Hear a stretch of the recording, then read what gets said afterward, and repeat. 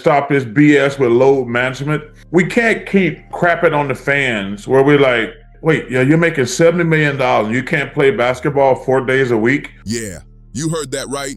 Michael Jordan just snapped about load management in the NBA, and the message he fired at today's players landed like a thunderbolt. You know, the fans are there to watch me play. I want to impress that guy way up on top who probably worked his ass off to get a ticket. He called out how weak the league's gotten and how the whole vibe feels straight up disrespectful toward the fans and the game itself. And check this out. He even dropped a shadowy warning about LeBron's game schedule that could make you look at the entire league in a totally different way. LeBron always moves strange, not like Kobe. And when the Diddy stuff came out, I knew I was right all along. That's why I chose to mentor Kobe, not him. Today, we're breaking down MJ's iron-built mindset that turned him into a legend, LeBron's shocking secret, and the wild stats showing how soft the NBA's become since load management took over. Things are about to get intense. People always say they don't make players like they used to, and Jordan is literally the reason that saying exists. He had this rule in his head. If a fan spent their whole week's paycheck to watch him hoop, he owed them every drop of energy he had that night. No sitting out, no, my body needs rest, none of that. If you paid to see Michael Jordan, you got the real Michael Jordan every single game. Folks worked hard to afford those tickets, and he respected that. His mindset wasn't an act, it was who he was. He played all 82 games 9 different seasons, even when he was in his late 30s with the Wizards. His knees were hurting. I'm trying to make a name for myself. There's no way I can sit. You know, I need to get out there and show what I'm capable of. I want to play. I want to win. I want to. But he still laced up every night like it was nothing. Meanwhile, players today take games off in December just for load management. And don't forget, this is the same man who dropped 38 points in the '97 finals while dealing with the flu and barely able to stand. That wasn't just toughness. That was next-level competitive fire. MJ pushed through ankle sprains, migraines, back pain, exhaustion.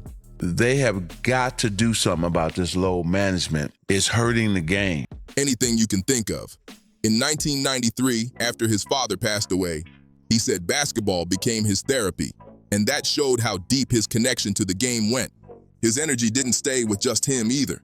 It spread to everyone around him. You could never come to me and talk to me about load management like, AI, you're not playing tonight. Why? We're resting you. You're resting me like you're resting me. That's not load management. That's a suspension, man. Yeah. Teammates used to say practice with MJ felt tougher than the actual games. In '95, Steve Kerr even got punched because Jordan just couldn't switch off his intensity. He wanted everyone to show up with the same hunger he had. That's why those Bulls teams weren't just good, they were built different. And here's what most people never notice. That relentless mindset didn't only bring championships, it helped build the NBA into what it is today. Before MJ came onto the scene, the league wasn't anywhere near a global powerhouse. In the early '80s, some finals games weren't even aired live. What do you think of when you hear the term load management thrown around? It shouldn't be needed, first and foremost, you know. Man, everything changed the moment Jordan stepped in. He never took a night off, always put on a show, and suddenly the NBA turned into the hottest thing on the planet. Merch sales exploded, and every kid everywhere wanted to be like Mike. The league went global, not because of some fancy marketing plan, but because fans trusted MJ to give them greatness every single night. No excuses.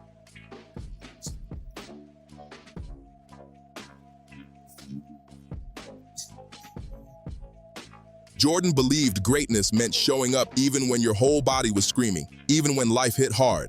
That was his personal code.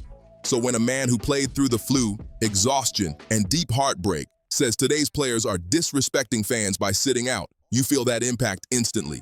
You can't pretend he's just talking to talk. He lived it. And here's the crazy part. Jordan wasn't alone in this. When he called out load management, NBA legends didn't even flinch. Icons like Iverson, Barkley, and Magic were nodding like, finally, someone said it.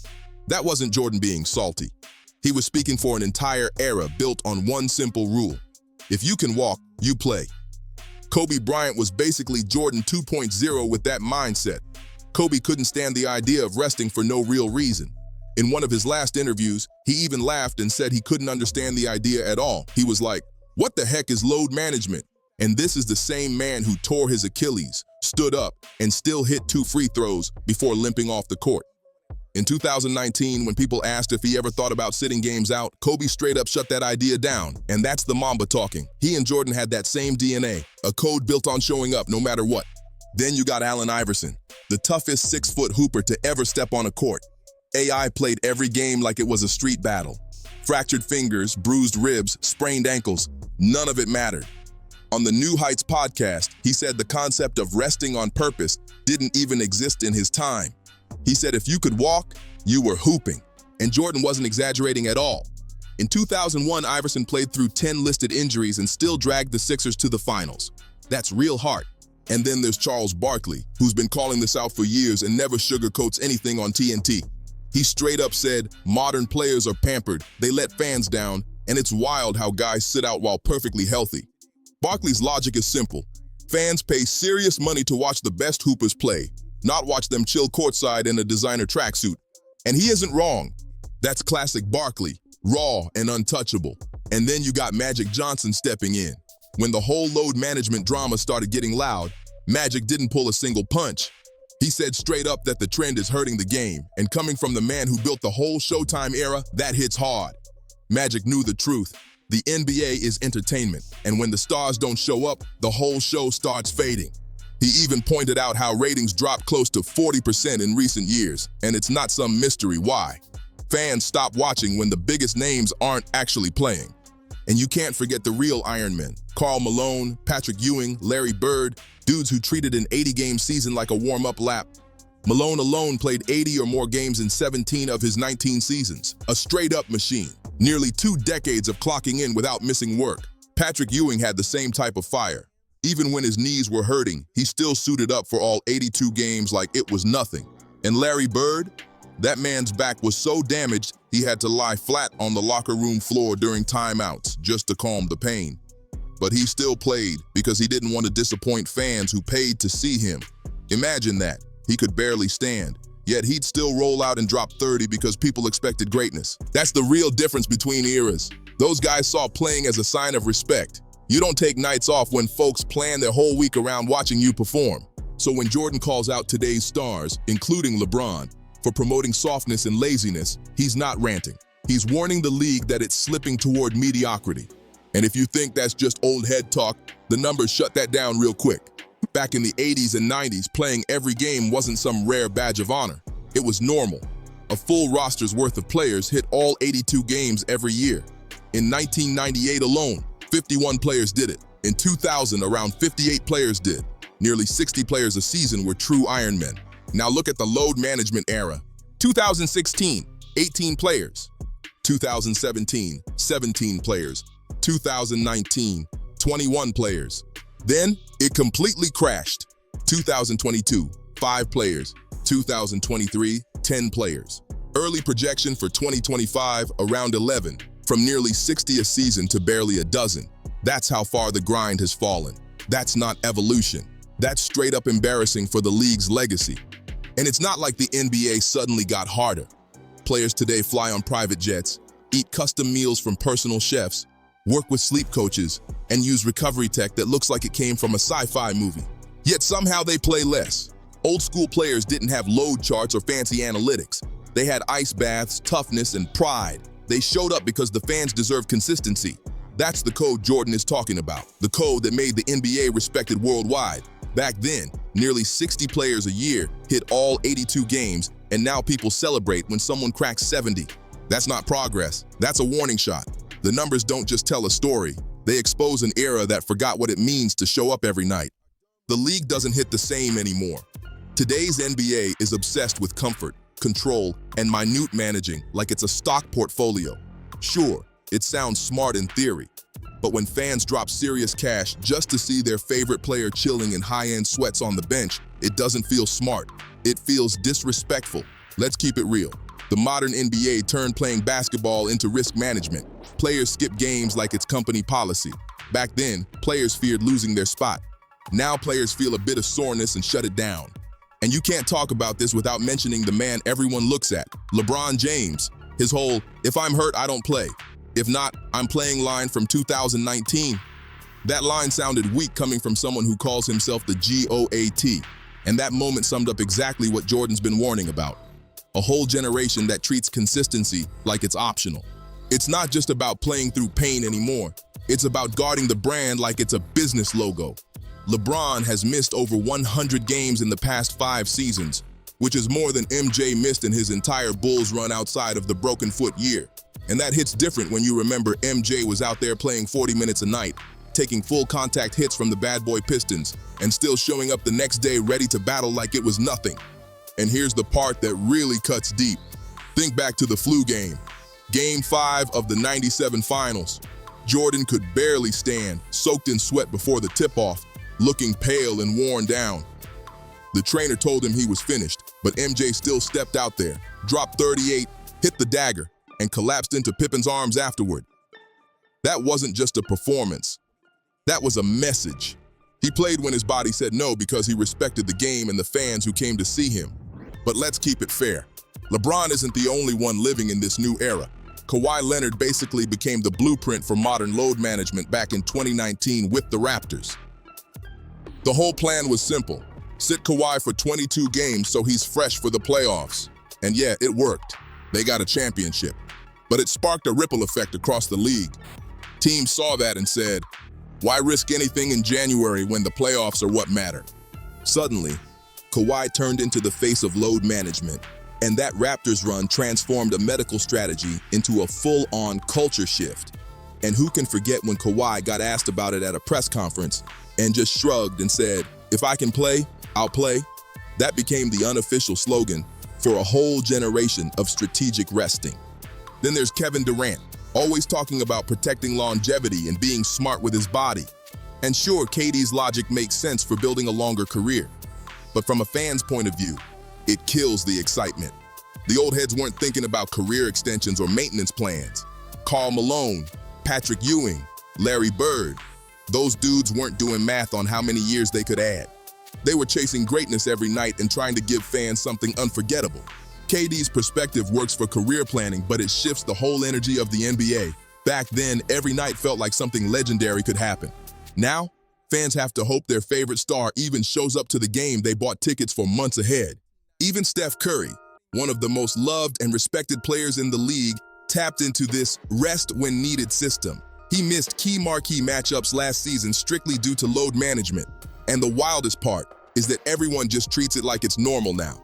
Stars play around 60 games, skip tough matchups, and still end up in MVP conversations like they've been grinding non-stop. This new mindset has shifted the entire culture, and fans can feel it every time a star sits out in street clothes instead of putting on a show.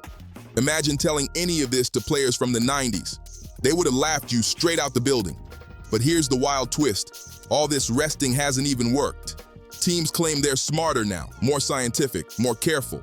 But injuries keep stacking up anyway. A 2024 study even showed that player availability actually dropped across the last decade, even with all the load management rules in place. So if this whole system doesn't even help, then what are we doing here? MJ's generation didn't have experts telling them when to breathe or how many minutes were safe. They had pride, and that pride turned the NBA into a global force. Today's stars are getting paid off what the old school era built, but the sad truth is, we might never see that raw, hungry, passionate version of the game again. The era where stars loved the game more than the optics and every single night meant something. So yeah, this really is the softest era the league has ever seen. The talent is huge, no doubt, but the heart, gone. The hunger, faded. The respect for the grind, missing. MJ didn't just hoop. He treated the game like a duty, something bigger than him. But too many players today act like playing is optional, like it's a side mission instead of the main job. And here's where things get heated, because when MJ snapped about load management, let's be real, he wasn't tossing random comments into the air.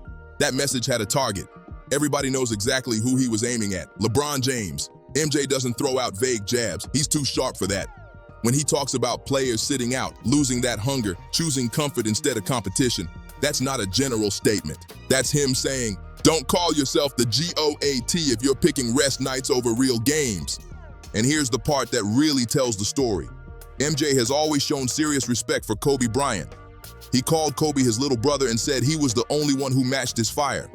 MJ loved that relentless drive because Kobe didn't talk about being different. He showed it every night. Now ask yourself this. Has MJ ever said anything like that about LeBron? Not once. Never. Instead, we got that one clip. Yes, that one, where MJ said, LeBron moves strange. And that wasn't just some light comment. That was a clean, calculated shot. What MJ really meant without spelling it out was that LeBron doesn't have that old school DNA. LeBron's version of greatness is built around planning, image, strategy, always talking about longevity, playing smart, and protecting his body. It's polished, it's careful, it's business-minded, almost corporate, and that's the core of it. MJ is not saying LeBron isn't great. He's saying LeBron's style of greatness wouldn't have survived in the era that built legends like him. In MJ's world, greatness came from showing up every night, taking hits, pushing through, and giving fans a show no matter what. That's the difference. Two versions of greatness, but only one fit the era where the game was a battlefield, not a brand. LeBron plays to maintain, but MJ played to dominate. And Kobe understood that energy instantly. That's why MJ respected Kobe like a real peer, not some future replacement. And now let's get back to load management. Because it's gotten so out of hand, the NBA literally had to force stars to take the court. That's wild. The league finally hit its limit and dropped the new player participation policy, which basically says, if you're healthy, you're hooping. No more random nights off just because. Since 2023, the rule's been simple. Star players have to suit up for all nationally televised games and all in-season tournament matchups unless there's a legit reason to sit. Teams can't rest more than one star in the same game either. And then there's the 65-game rule. You want MVP, All-NBA, or Defensive Player of the Year? Cool, go play basketball. You gotta hit 65 games just to qualify. That rule alone tells the whole story. Fans and the league are tired of the excuses. And it's wild to think that back in 2012, Greg Popovich got hit with a $250,000 fine just for resting stars against the Heat on national TV. That was the early warning shot. Now it's a full crackdown. And honestly, it's sad that the NBA even needed this rule. Jordan didn't need someone telling him to show up. Kobe didn't need a policy to remind him why he played. But now the league has to basically bribe players with awards just to get them on the court. That's not load management. That's babysitting. And the excuses now? Endless. Teams and players hide behind science like it's a shield, dropping phrases like heart rate monitoring, recovery protocols, and workload metrics like they're running some advanced tech lab. Acting like skipping 20 games is a mastermind plan. They call it protecting longevity or optimizing performance. Sounds slick, right? But here's the truth. It doesn't hold up. The NBA studied 10 years of data and found zero evidence that resting players actually prevents injuries. Their own report said, results do not suggest that missing games for rest or load management reduces future injury risk. Translation: load management is a whole illusion. And the worst part is the fans are the ones taking the hit every time. People plan months ahead, drop serious money on tickets, and then find out their favorite star is sitting courtside in street clothes. Remember Kawhi Leonard's 2019 Raptors run? He sat out 22 regular season games just to stay fresh for the playoffs. And yeah, they won a ring. But here's the twist. That season created a blueprint the whole league copied overnight. Load management stopped being about health and turned into a numbers game. And the fallout has been rough. Real fans, the ones paying real money, keep getting burned. In 2022, Steph Curry skipped a huge Warriors versus Bucks matchup. In 2023, LeBron sat out multiple nationally televised games, blowing up social media every time. And now it's gone deeper than missing games. Load management is twisting entire narratives. MVP debates, playoff seedings, highlight reels. Everything comes with the same question. Yeah, but which games did the star actually play? Every time a star sits out, the league loses a little more soul. One more question mark. One more piece of the magic gone. Because this isn't just about numbers or trophies. It's about what basketball used to feel like. Back then, the grind was everything. Michael Jordan didn't play just because he was gifted. He played because showing up meant something. Legends like Kobe, Bird, and Malone treated pain like part of the job. Fans expected sweat, drama, unpredictability, and they got it every night. Now the whole story flipped. Stars manage minutes, skip tough matchups, and fans can feel that emptiness in the arena. The excitement got traded for comfort and strategy. When Jordan called out load management, it wasn't a rant. It was a wake-up call, a message to the players, the league, and the fans. He was saying, this isn't what basketball should feel like. The old school grit, the fight, the pride, that's what made the game electric. And if players keep chasing comfort over competition, we're risking losing that heartbeat for good. That's what makes this whole topic so urgent. So let's be real for a second. Are we really okay letting this soft era define the NBA? Or do we want that old school hunger back? Drop your thoughts in the comments. Tell me who in today's league actually plays like they owe it to the fans. Hit that like button if you're done with excuses and subscribe for more raw takes that call out the league exactly how it is.